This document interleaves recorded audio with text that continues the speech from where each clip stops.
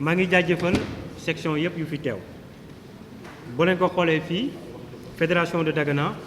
11 communes la si 11 communes yi 9 rek moom la ñu jot a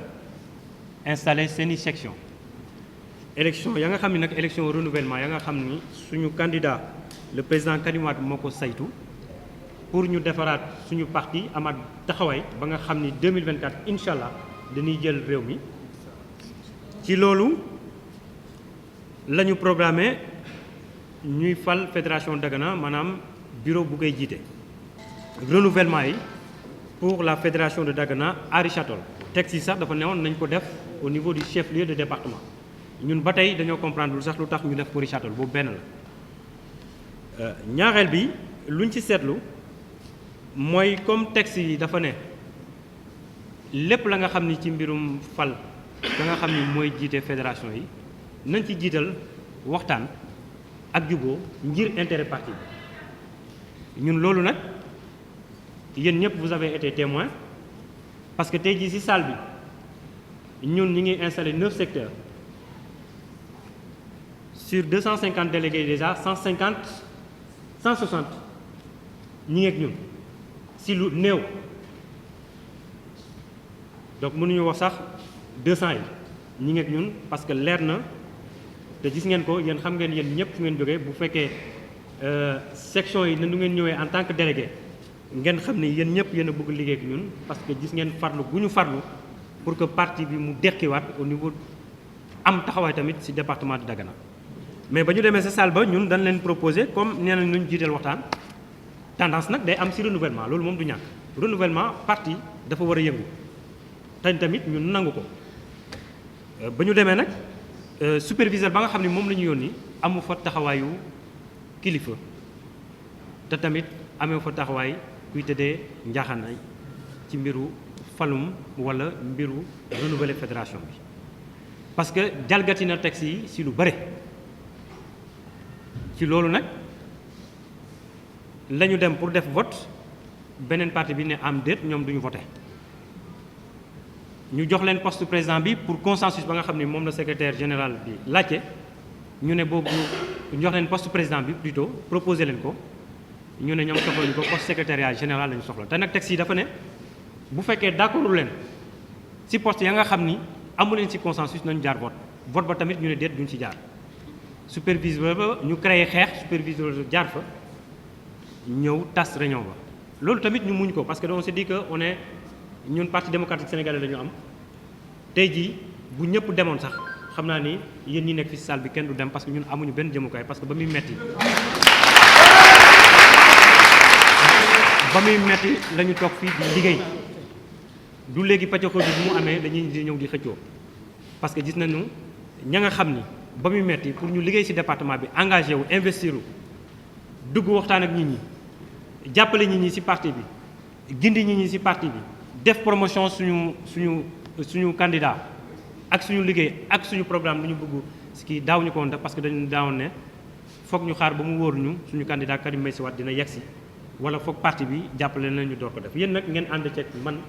ak mbootaayu coordonnateurs yi ya nga xam ne ñoo nekk ak man ak président section yi ak secrétaire généraux yi ñu def liggéey bu mujj awit ba parti démocratique sénégalais mi ngi nii amaat na taxawaay bu rafet au niveau du département de Dagana. ci loolu nag ba réunion bi ba nga xam ni ñun dañoo naroon ñëw voté rek dem ci jàmm ñoom ñu tas ko superviseur bi ànd ci ak ñoom parce que peut-être am nañu lu ñu déggoo lu ñu waxtaan loolu xamuñu ko ñun intéressé wuñu ñu convoqué waat beneen réunion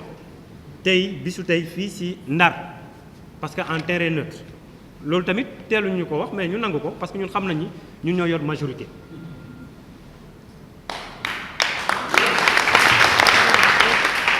loolu yëpp ñu nangu ko ba démb ci ngoon ñu wooñu ne ñu réunion ba dañ ko reporté ñu laajte lu tax ñu reporté ko ñu ne ñu parce que ñooñu leen nga xam ne dañuy xëccoog ñun poste secrétaire général bi ñoom nee nañu du ñu mën a ñëw loolu nag man damay laajte loolu ban démocratie la ka nga xam ni da ngay daw wala yow nangoo dem jongante nangoo tamit consensus bu ñu lay proposé ñu programme yaakaar naa ne ñoom du ñun la ñu manqué de respect du yéen militants yi la ñu manqué de respect waaye parti bi la ñu manqué de respect Karim Wade la ñu manqué respect parce que yéen seen taxawaay mot na sëkk am ngeen fula gu doy ni convoqué ne leen wane ngeen ni fu parti bi wootee dem ngeen wane ngeen ni département Dagana parti démocratique sénégalais am na fi léegi taxawaay dekki na bu baax ñi yaakaar nañu dafa dee dañuy naxante moo tax tey jii ngeen insister ne by force da ngeen di ñëw fii Saint-Louis ngeen wane seen taxawaay naam bu amul sax ngeen ñëw taxaw ngir parti parce que yéen du taxawaayu élection wala du taxawaay ñu fal leen moo tax mais taxawaayu Karim Wade président 2024 moom ngeen di waajal loolu nag ñu koy ñaan fédération yëpp dinañ ci ñaan dal di leen di naan nañ ko defee na ñun rek parce que ñun nee nañu ñu fal ñu ak ñu ñàkk ñoo fal ñun xam nañu suñu doole incha allah dinañu topp liggéey ak Karim Wade parce que majorité bi fii Dagana ñun ñoo ko yor donc kàddu yooyu laa amoon pour di koy waxtaan ak yéen di leen di masawu si coono gi waaye xam naa ne coono gi ñun ñëpp ko bokk cofeel bu ngeen am depuis si Ablaye Wade moom ngeen am léegi si Karim Wade ñu nar ko gingee nar a tabaxaat parti bi commune ñu gën a sànni kàddu gi que vraiment am nañu taxawaay pour parti démocratique sénégalais jafe-jafe ya nga xam ne moom la département Dagana nekkee te xam ngeen ko bu paree dinañ ci ñëw si waxtaan parce que loolu doon na la nga xam ni dañ koy sàkku nag si fédération bi ñi ña nga xam ne ñoo nekk si commune yi te ñu nekk fa ay responsable jafe-jafe yu ñu am nañu ko taataan lépp la nga xam ne dinañ ko boole ci programme Karim Wade joxe ko tamit fédération cadre bi ñoom mu am taxawaay bu baax ci département Dagana parce que département Dagana PDS moo ko musa moom. Aujourd'hui nous sommes rassemblés à Saint-Louis parce que on a été convoqués dans cette salle pour tenir l'assemblée générale de renouvellement de la fédération de Dagana. À la dernière minute, on nous avait dit que cette fédération a été reportée,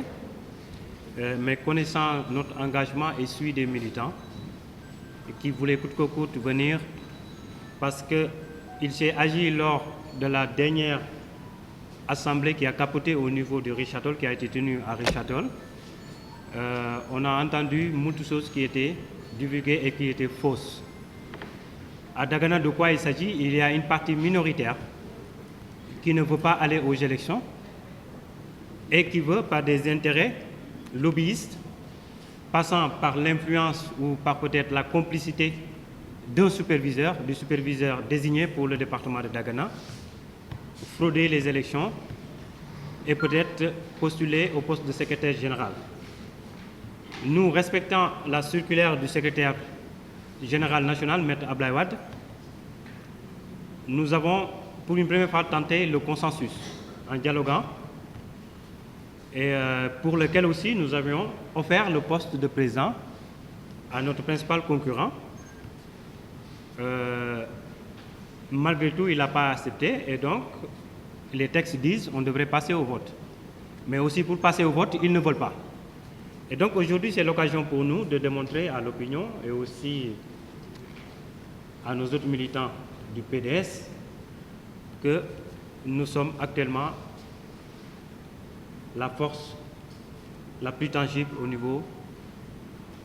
du département de Dagana pour le PDS. Et donc, nous appelons à beaucoup plus de sérénité et aussi de responsabilité de la part des personnes à qui on a donné la responsabilité de superviser les renouvellements. Les renouvellements actuellement au niveau du PDS, c'est normal parce que pour tout renouvellement de parti, ça a été toujours compliqué. Et donc, avoir des problèmes par-ci, par-ça, n'est pas nouveau. Mais par contre, maintenant, si les personnes chargées de ces supervisions ne deviennent plus neutres et commencent à faire des jeux d'acteurs et d'intérêts avec une partie, surtout que la partie est minoritaire, là ça pose problème. On se demande si ces personnes sont là pour l'intérêt du parti et pour que Karim Wade soit président en 2024. Donc, c'est pourquoi aujourd'hui, nous avons été fiers si les militants, malgré que la réunion a été reportée, ils ont tenu à venir nous manifester leur soutien, montrer qu'ils sont majoritaires au niveau du département de Dagana. Et la réunion a été reportée pour une raison tout simplement fallacieuse, parce que l'autre partie n'a pas voulu venir. Et la partie majoritaire, elle est là. Devrait-on reporter des élections pour ça? Donc, sur ce, nous interpellons non seulement les structures du parti, mais aussi nous interpellons notre candidat Karim Wade de prêter une oreille attentive à ces renouvellements, parce qu'actuellement, il y a trop de bruit autour de ces renouvellements. Ce que je disais, c'est normal qu'il y ait du bruit, mais quand il y a des jeux de complicité et aussi de corruption de part et d'autre, ça pose problème. Donc je remercie l'ensemble des militants de Dagana de s'être présentés aujourd'hui et de nous montrer leur soutien et leur détermination à ce que nous menions la fédération de Dagana.